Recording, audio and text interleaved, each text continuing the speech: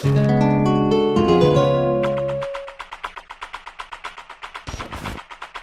folks, Tears of the Kingdom is a genuinely jam-packed experience that is extremely overwhelming in the very best way. It builds on what Breath of the Wild created for open-world 3D Zelda games and expanded on that massively. There is so much to do and experience. From the entire story to the fun side quests, exploring new and old areas is exciting, and I am often still discovering new things that I haven't already seen. Like, when was somebody going to tell me that you can dye Link's hair with certain armor sets and let him live his emo phase just like I did?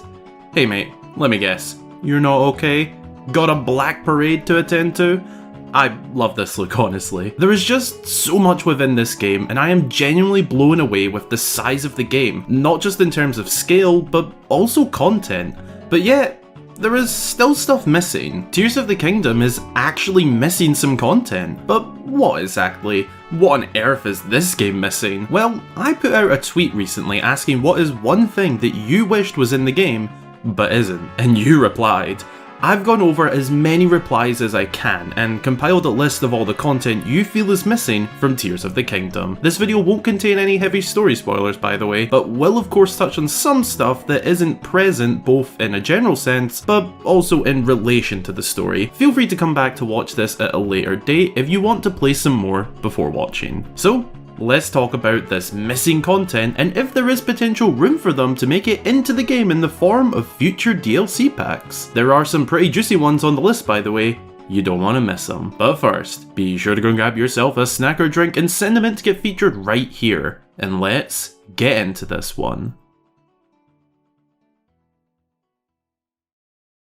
The first thing I'd love to talk about is the fact that Dark Nuts are missing from the game. Now, I should mention that, technically speaking, anything not in the game is missing by this definition, but as mentioned in the intro, this is focused on the biggest missing pieces of content in the eyes of the fans, just so that it doesn't become confused at any point.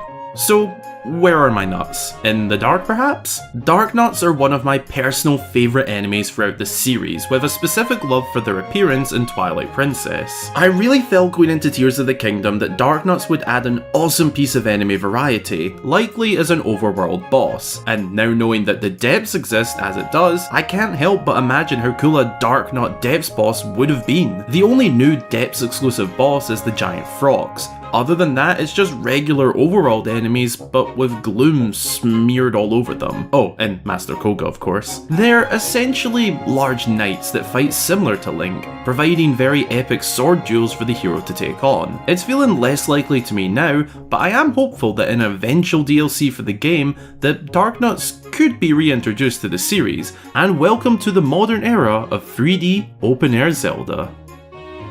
A fan favourite character from Breath of the Wild, the prequel to Tears of the Kingdom, is missing. Cass, the musical master of the Rito, has just disappeared in this sequel. Why? There is no explanation provided by anyone as to his whereabouts, or even hints at him being missing or gone. Where on earth is Cass? I've seen a lot of you ask this, and I'm just as confused as you as to his whereabouts. He is a Rito who can fly, so it's obviously not out of the picture that he could have simply just flown away to another land. We know there are new characters who even mention being from different lands, and I plan to discuss this in depth in its own video at some point.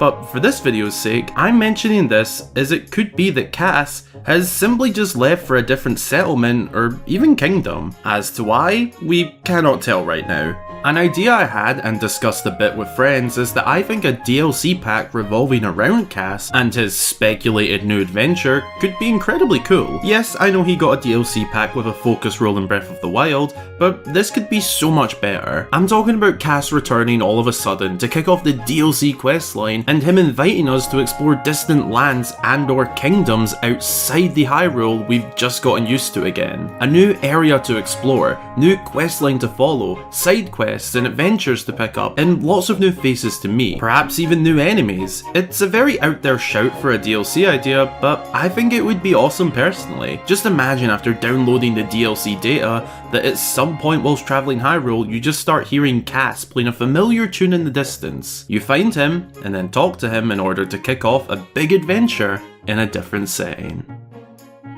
both literally and figuratively, the majority of Sheikah tech from Breath of the Wild is missing, without any explanation as to where it went. The main things talked about here by the majority of us are the Divine Beasts and Sheikah Towers. You'd think at the bare minimum, somebody in the game explains or even just hints at what happened. It's an explanation that's missing, and it feels very odd to not know considering this game is a direct sequel and takes place around 5 years at an educated guess after Breath of the Wild. I could understand the towers being played off as something like they were returned underground and sealed away, that's fine, but the Divine Beasts?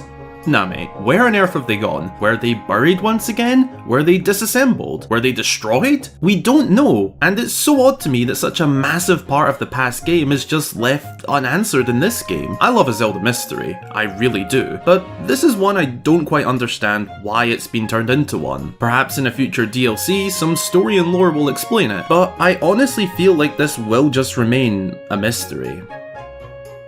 Now for a very personal one to me. Tears of the Kingdom is missing a proper fishing rod. Now I know, I could just shock the fish. I know I could bomb the fish, and I even know I could now create a fish trap with Ultra Hand and catch tons all at once. That's great, but not what I want. Ever since playing Twilight Princess and experiencing the fishing in that game, a Zelda game which actually introduces a fishing rod with a fully functioning reel, I've been in love with that mechanic. It may just be a bit on the side compared to the rest of the game, but as a massive fishing fan in real life, this all felt like a dream to me. My favourite video game combined with one of my favourite things to do. Just sitting out on the water, catching some Hylian pike, having good conversation with my fishing friend Henna, and spending my days here whilst Ganondorf wreaks havoc across the rest of the kingdom. It's been missing for years and I was really hoping to see it, or even just a fishing minigame return in Tears of the Kingdom. Sadly, that didn't happen. Whilst unlikely, I have a glimmer of hope within me that in a future DLC pack, we'll be blessed with some proper fishing. Despite very confident speculation prior to release, these terrifying creatures are actually not Redeads, rather, they are Gibdo. To explain the difference shortly, Gibdo don't scream. Redeads do. I feel like including Redeads as a piece of missing content not only because many of you replied with that answer, but also because of how confident many of us were when we saw them in the trailers, myself included, thinking they are definitely Redeads. It's extremely unlikely now in my opinion, but you never know. This screaming sibling of the Gibdo, Redeads, could make a return in the future via DLC.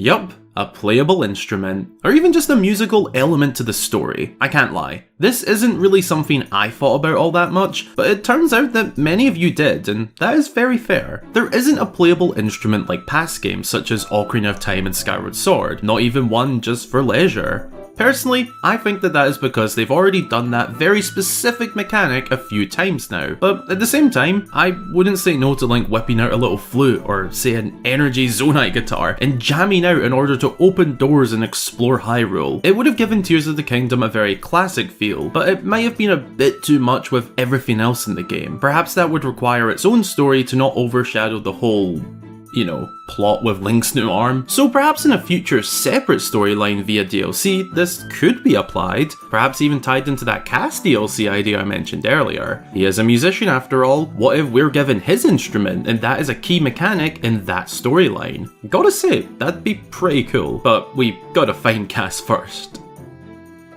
Underwater exploration is without a shadow of a doubt one of the biggest wants myself and many fans had going into Tears of the Kingdom. Not only would it have been a brilliant way to further expand and freshen up the same Kingdom of Hyrule a few years down the line, but also open up room for a ton of new puzzles, enemies, settlements and more, and it's just bloody epic exploring beneath the waves. This ability was so awesome in past games such as, but not limited to, Twilight Princess and Skyward Sword. The former even included a fully underwater boss fight, which was extremely epic in terms of its setting and visuals. This current Kingdom of Hyrule has a lot of water, from Lake Hylia to Lake Kelsey, to the shores of Lurelin to the waves of Akala. So much of this could have been opened up. Just imagine underwater caves as well as the regular ones. There is so much potential with this, and all we needed was some armor or an ability to allow us. Maybe when DLC comes for Tears of the Kingdom this is added, but I do understand it is asking a lot lot in terms of space. The game is already massive in terms of storage, and this might be pushing it. Who knows? I'd really love for it to happen, and honestly, if this did come with a future DLC pack, I'd be incredibly happy. Durians have not returned, but why? Why of all things to not only be missing in a general sense, but missing in the having not returned from Breath of the Wild sense? Why have durians been removed? Were they too overpowered for us? If so, why not just tone them down a bit? What good reason is there for removing them? I do not understand, and I want answers from Nintendo. Damn it, why'd you remove our durians? I want a DLC pack focused on durians and how Link will return them to Hyrule following this great durian disappearance mystery. I'm very passionate about this. We want answers, Nintendo. What did you do with our durians? A recognisable sound and motion that many Zelda fans will know by heart is Link's iconic forward roll. In pretty much every single game prior to Breath of the Wild, Link could roll to speed up, bump into things, and even dodge attacks. However, this was removed when the series went into the open-air 3D style. Focus shifted to being able to jump and sprint. Funny enough, in all the games that Link can roll, he cannot jump. It's not a majorly missing thing, but something some of us feel is missing. Unfortunately, I couldn't see a future DLC just being like, hey, Link learned to roll forwards again. It just wouldn't really make sense in my opinion. I do miss it though.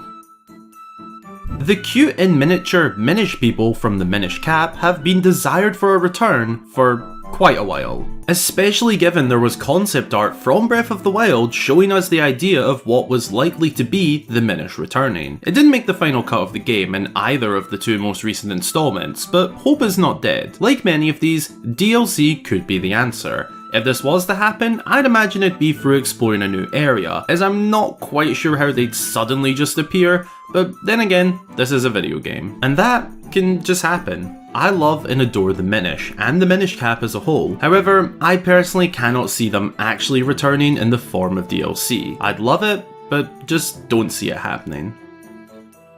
The new fusing system is, in a sense, weapon crafting, but on a more simple level. In the build up to release, the idea of item crafting and repairing was being discussed heavily by fans, and it didn't quite turn out to be a full-on crafting and repairing system, but rather something much more simple, whilst also adding in elements of what a full-on system would be. However, something many of us feel is missing is the usage of blacksmiths. We know Hyrule has them, but they have no involvement with our items. I think that's a real shame, because we can still use Octoroks to polish weapons and even separate fused items with the help of a very clever NPC. But why was this not expanded further? What about the Goron blacksmith of Goron City? Or even just adding in some new ones across Hyrule to add to the new gloom damaged weapons, fusing to improve them, and the general item upgrade and repair system. I honestly doubt we'll see a new addition to the system via blacksmiths in future DLC, but it would be cool. A playable Princess Zelda was an idea that had many of us dreaming prior to release. It didn't happen, but the idea still lives on. I wanted to include this as a missing piece of content due to how widely discussed it was before release. There were so many different possible ideas as to how a playable Zelda could work, from full-on being able to switch between her and Link whenever, to segments of the game where the player would take control of Zelda. However, none of it happened, and the dream died. Or did it?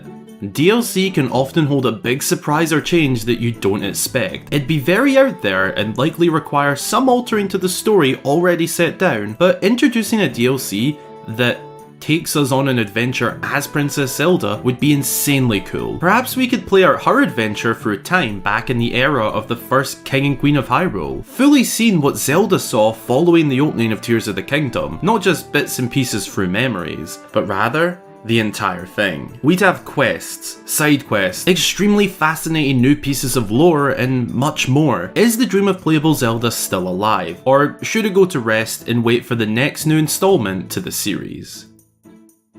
The lore of Zelda games is extremely important for multiple reasons, and one extremely important relic in Zelda lore was missing once again: the Triforce, the holy grail of the Zelda universe. In Breath of the Wild, we got a slight glimpse of the powers of the ancient relic when Zelda used her sacred powers. However, outside of that, all we see of it is old depictions and carvings, but it itself is never seen or really mentioned. The same has happened again in Tears of the Kingdom, and it's becoming more apparent that this is actually quite odd. Why has the Triforce suddenly become less apparent and significant in the lore of recent games? Are the developers trying to move on from what they set down as the holy relic of this universe?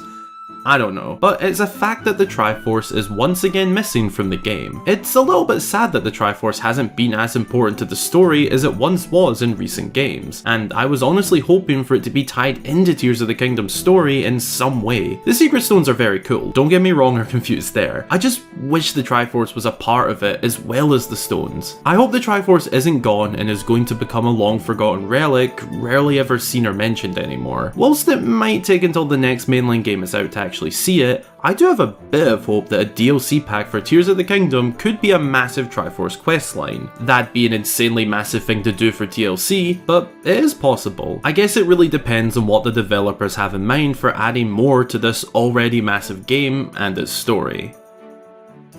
A fan favourite, and also fan least favourite, Revali, obviously didn't return. None of the past champions did, and I'd say that was expected, as we saw them essentially rest in peace at the end of Breath of the Wild. However, a big point has been made online at Revali's Gale no longer being in the game. This one isn't so much that it's missing, and more just us getting used to not being able to cheat climbing whenever we like. But hey, I thought I'd mention it for all the Revali fans, though I doubt it will return via DLC personally. Before getting into the grand final piece of missing content, which is bloody massive by the way, here are a few honourable mentions that myself and many of you feel are missing from the game. The hookshot is a classic Zelda item that has been missing for many years now, and with the breathtaking traversal in this game, it could have been an awesome addition for exploring the new Sky Islands, caves and depths, as well as parts of Hyrule. Wolf Link was a neat companion via amiibo in Breath of the Wild, but in this game, you cannot get our Wolfie boy Link. Tingle also continues to be missing and only found in the form of his outfit which Link can wear, and traditional dungeon items are still missing as well. We again got a companion-like ability as our reward for completing dungeons, which is still very cool, but if I'm being honest, the only one who is consistently used is Chulin, sometimes usable for mining. In future DLC, perhaps these could be added in. And now for the final, absolute most important, and to be quite honest with you, downright shambolic that it is missing, piece of missing content. That being, the fact that we cannot pet dogs, nor have cats to also pet. Why on earth was this left out? Eiji Aonuma himself literally said in an interview following Breath of the Wild that he knows fans want it, but yet it didn't make the cut for Tears of the Kingdom. Also, not being able to pet them aside, why are cats not even in the game from the beginning? Why? Why? Right guys, time to take down those 10 out of 10 review scores and dock 9 points for this. It's truly heartbreaking. However, there is an opportunity to fix this mess. We'll just have to wait and see. Before wrapping up, I have something very important to say about all of this. None of this, absolutely none of this video, outside of the dogs and cats points, is supposed to come off as this game actually missing stuff in a bad way. The game is genuinely phenomenal, and if anything, I think this video highlights that, as it is so damn amazing without having the things on this list. That is how I'm viewing it. The game is still sensational, even with having missed on some awesome things that could have been in the game, and possibly might still in the form of DLC. I hope you enjoyed watching, and if you have anything that you feel is missing, please do leave a comment down below, and let's get a conversation started. If you enjoyed, then be sure to drop a wee like down below and consider subscribing to be an absolute legend and make my day. I really appreciate you all so much. A massive shout out goes to my channel supporters, as you help to make these videos possible week in, week out, all month long, 365 days a year. Thanks a ton. If you'd like to join them and get yourself a shout out upon joining, a cool badge next to your name in my comments section, access to exclusive channel emotes if you join via YouTube, as well as your name at the end of every video, then consider supporting via the links below. Thanks for watching. I hope you all have an amazing day or night, and until the next time, I've been Hyrule Gamer.